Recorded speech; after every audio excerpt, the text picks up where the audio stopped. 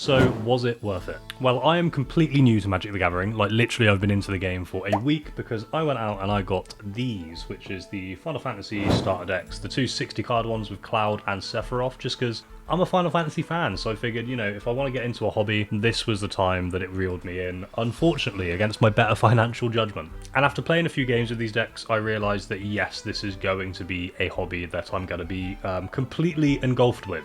I've always been a TCG fan. I collected and played Yu-Gi-Oh! As a kid. I always loved Pokemon and still have a collection of nice cards for them. Never touched Magic though until now, and unfortunately, it took me about 3 days to decide, yeah, I'm going to go buy some bulk. So the first thing I did is I went out to my local game store to support them and to buy myself some singles, which are in here. And essentially what I did is bought this nice little game box here, which I really do quite like actually. And don't worry, I've already been indoctrinated by Prof on Tolarian Community College. I have bought myself some Dragon Shield and some Perfect Fix sleeves and double sleeved them so they are nice and looked after. And yeah, I built myself a mono green deck. Nothing crazy. I got some cool cards in there, like some old like revised ones I believe, just for the vibes, and I just went off of what I thought would be fun and easy to learn with. But alas, I noticed even after playing with that for a few days that with my free decks now, the green and the two Final Fantasy, I didn't have much sort of variation. And the local game store had a lot of singular cards, but he would sell them for, you know, the desired price of how much that card would be worth each, and some of them are more expensive, so getting a deck can add up to be quite costly over time if I wanted to make lots of them all at once. So I thought, you know, I don't usually sort of buy bulk cards for any TCG hobby, I never really have, but I figured since I don't have anything, I might as well get some bulk cards. Even if they are not great, I can just make some beginner mono or duo colored decks just to learn and have some in my collection. So I went to eBay and I looked at some bundles and I discovered one that had 1,000 cards for just shy of $20.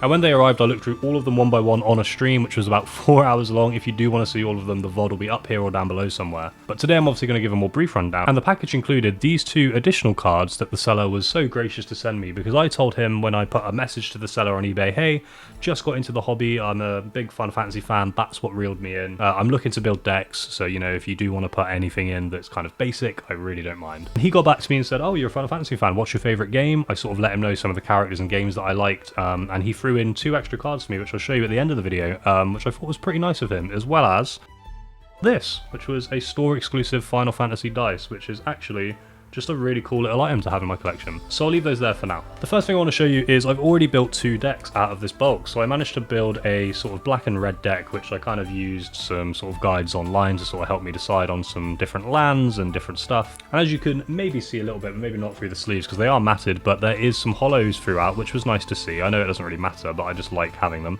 They are in some Pokemon sleeves, some of these, because it's all I had left. I don't have 1,000 Dragon Shields yet, okay? Don't judge me. I will upgrade them eventually. There were some lands sprinkled in, but I would say no more than maybe 40, and most of the lands were ones kind of like this, where it has different effects rather than just sort of the base lands, which if you're buying bulk, I know a lot of people's concern is, are you going to get way too many lands that you don't need? In my experience of this, no, and when I did get lands, they were worthwhile ones. If anything, I kind of wish I got more, because I still have a lot of cards, which I'll show you in a minute, that I just can't make decks with yet, because I purely just need the land cards. In terms of the rarity as well, they were all common and uncommon. I believe that was what the colour of these things mean, the symbols. I'm very new, guys, but I'm pretty sure that's what it is. But yeah, it was all common and uncommons, no rares or anything. But again, that's what I expected. It said it in the listing. And in terms of the ratios, there was about 100 foil cards, I would say, out of the 1,000. Like I said, maybe sort of like 30 to 40 land cards. And the uncommon to common ratio was also pretty good. I would argue it was probably roughly half and half from the remainder. So of the extra sort of 860 after the foils and after the lands, it was probably maybe, you know, like 420, 420.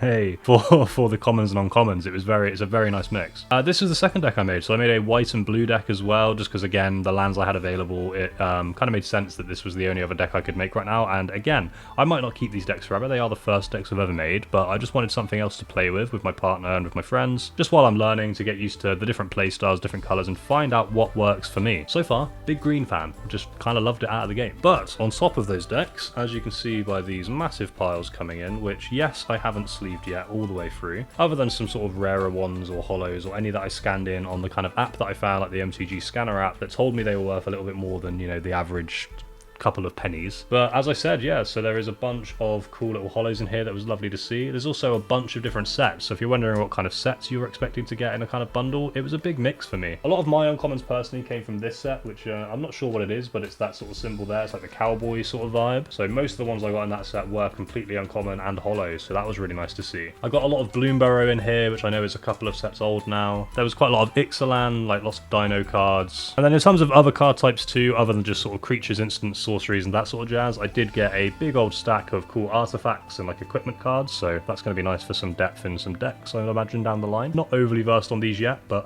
yeah, it's nice to have some of those at my disposal. Another cool thing I noticed is I got a few different random card types that I hadn't really seen before. So I had these kind of like breaking news and detective file ones. I had some cool like full art sort of designs like this, like the Chase is On. There's another cool one there, like Slice from the Shadows. It was just nice to see some different kind of variation in the bulk. It wasn't just completely just boring commons and stuff that you could just go get for cheap anyway. There's a nice dramatic accusation there, similar kind of vibe. And yeah, I'm not under any impression these are worth money. There's a holo version of it there too. And I know that they're all very cheap to get singularly, but the thing for me is I needed cards to make decks. I needed some opening cards just to sort of get me going. It needed to keep me fresh in the hobby, but also give me some depth to sort of build with. I even got some of these sort of double-sided like summon based cards, which I think was really, really cool. And don't worry, I will be sleeving all of these up, do not stress. There's a few of these in here too, so some of like the sort of room cards that come out. I had a few in red and white, which was really cool to see. And just from a collecting standpoint, as someone who does like collecting too, just cards like this and just some really cool cards sprinkled through that I thought just looked amazing and were really nice to just have as part of a collection that I'm going to obviously start growing now within this hobby. You might be wondering, did I have any negative experiences in this bundle? Did I get anything that I maybe shouldn't have? And the answer is yes, unfortunately. I got this one card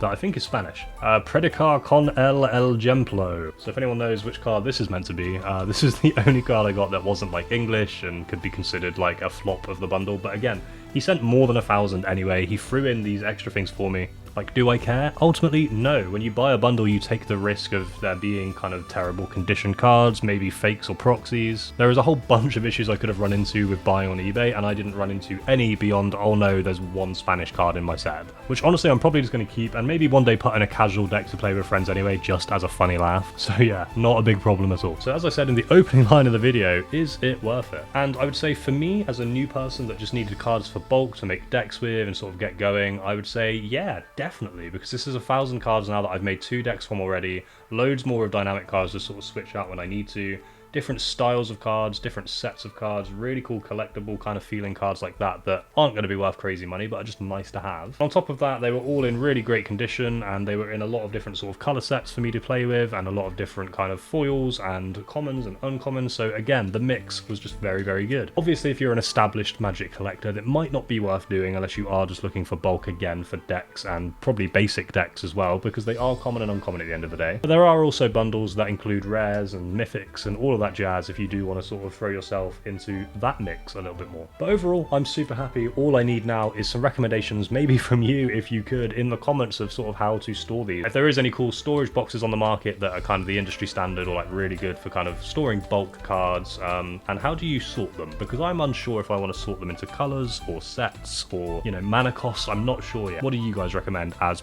I'm presuming players of the hobby already if you're watching this video? But above all else, I'm just super happy I went for it. I'm super happy I got into this hobby, and if you're curious on if this can make you your money back just on that side of things, which I wasn't overly bothered about because I'm not going to be reselling any of these. It was just the cheapest way to get into the hobby super fast and get some cards going, like I said. But I did spend a few hours scanning all of these into the app to kind of get the value of the cards for you, just so you can roughly know what the value is versus what I spent. So I will put a screenshot on screen, or maybe me scrolling through it, of all of the cards that I put into one folder that came with this bundle. And I can't remember off the top of my head now without going on my phone that I'm recording on, but I believe it is just about the same. It's not going to make you a ton of money unless you're maybe looking to sell stuff really long term and you don't care about getting the money right away. If that's what you're looking for, don't resell or scalp though. Naughty, naughty. But yeah, considering most singles online, even commons and uncommons, can sometimes cost sort of 40 to 50 cents a card. This can oftentimes be a good way to sort of negate having to spend that much. And yes, you don't get as much creative control over what's coming, but as I've seen, there is a good amount of variety anyway. But the big old question now at the end is, what did he send me as extra? Well, he actually told me about one of of these, but he didn't tell me about the other. So the one he told me about was this card. He sent me a store exclusive Sid the Timeless Artificer card, which is a really cool one from Final Fantasy, and again, it's just really nice to have this, and I know it's not worth crazy money. Don't judge me for putting it in one of these and keeping it really nice, but for me, this is just the coolest card I have, as well as this one, which he didn't tell me about, which is a beautiful card, which is D-Spark, which is from Final Fantasy 14. Sorry, that was upside down. I'm mirrored. It's weird, man. And again, it's not worth that much, but to me, it is worth $1,000,000 because I just love the Final Fantasy hobby, and I think it was super nice that I got extremely lucky with who I went to for this bundle. So overall, yeah, not only have I got 2 decks now that I can start playing with and learning with, and a bunch more variation to kind of throw in if I want to change things up in the meantime, I've also got 2 amazing Final Fantasy cards. There is also some Final Fantasy sprinkled into the big bulk, and a nice little dice counter too on top of it. So is bulk buying Magic cards worth it? If you're new, yes. If you're a collector, maybe not. And if you're anywhere in between, it's kind of up to you. Just be careful with who you buy it off, of course. If you're going on Facebook or somewhere like that, make sure you do PayPal goods and services. And if you're going on eBay like I did, look for 100% or as damn near close to it as you can for the feedback score. Just keep yourself safe, but ultimately a good old time. Well, that's everything for me. I'm thinking of making more videos with my experience sort of getting into this hobby and learning on this channel, so if you want to stick around for more Magic content, feel free to subscribe. And if you do want to see all of these cards in full, the VOD again will be down below. And please, please, please, if you do anything before you go, leave a comment on how I can store these and how you sort them, because I'm really good at organizing stuff, but this is an overwhelming amount of cards. Thank you guys. Hopefully I'll see you again soon.